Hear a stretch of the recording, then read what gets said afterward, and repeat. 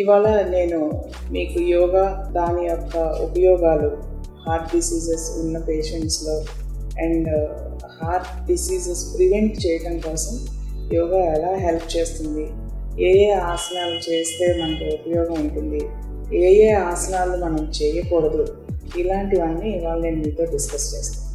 Basically yoga అనేది మన మనస్సుని, మన శ్వాసని, ఫిజికల్ యాక్టివిటీని మూడింటిని అనుసంధానం చేసి మనం యోగా అనే ప్రక్రియను చేస్తాం. మిగిలిన ఎక్సర్సైజెస్ అన్నీ కూడా ఓన్లీ ఫిజికల్ యాక్టివిటీ ఉంటాయి.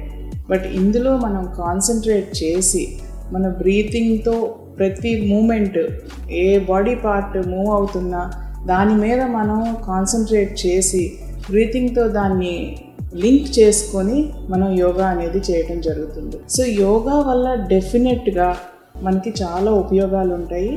ఎస్పెషల్లీ హార్ట్ పేషెంట్స్కి, ఎవరైతే ఎక్సెస్గా ఫిజికల్ యాక్టివిటీ, వెయిట్ లిఫ్టింగ్ ఇలాంటివి చేయలేరో అలాంటి వాళ్ళకి యోగా అనేది one of the best exercise for everybody and those especially for those with heart diseases. Heart failure పేషెంట్స్లో లంగ్స్లో ఫ్లూయిడ్ లోడ్ అయి ఉంటుంది.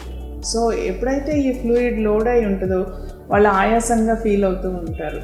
ఈ లంగ్స్కి సంబంధించిన pranayama exercises except that Kapalbhati and Bhastrika, మిగిలినవన్నీ కూడా చాలా బాగా పనిచేస్తాయి. More important is Anulom విలోమ్.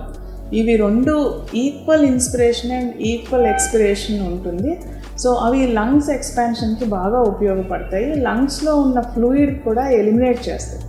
So ఈ ఎక్సర్సైజెస్ హార్ట్ ఫెయిల్యూర్ పేషెంట్స్కి బాగా ఉపయోగపడతాయి.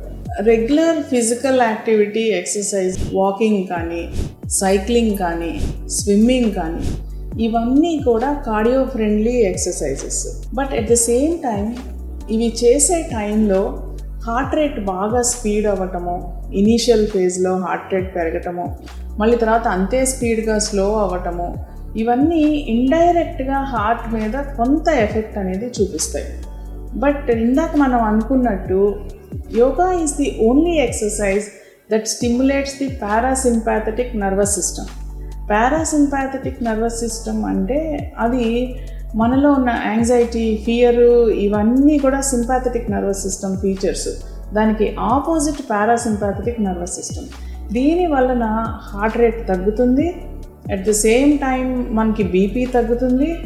హార్ట్లో ఒక ప్లెజెంట్ ఫీలింగ్ ఉంటుంది.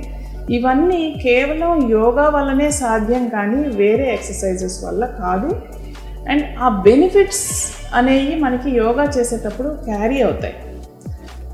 ఎనీ సర్జరీ, అలా మనం ఈ వాకింగ్ ఎక్సర్సైజెస్, సైక్లింగ్ ఇలాంటివి మోకాళ్ళ నొప్పులు ఉన్న వాళ్ళకి కానీ, లేకపోతే వేరే వేరే ప్రాబ్లమ్స్ ఉన్న వాళ్ళకి మనం అవి ప్రిస్క్రైబ్ చేయలేము, చెప్పలేము. బట్ యోగాకి సంబంధించి సిట్టింగ్ ఎక్సర్సైజెస్ ఉంటాయి, సిట్టింగ్ బ్రీతింగ్ ఎక్సర్సైజెస్ ఉంటాయి, సిట్టింగ్ సూర్య నమస్కారాలు ఉంటాయి మోకాళ్ళు వంగని వాళ్ళకి. అట్లా చాలా చాలా రకరకాలుగా యోగా అనేది బాగా బాడీ మీద ఇన్ఫ్లుయెన్స్ చూపిస్తుంది. ఎస్పెషల్లీ హార్ట్ పేషెంట్స్కి చాలా ఉపయోగపడుతుంది.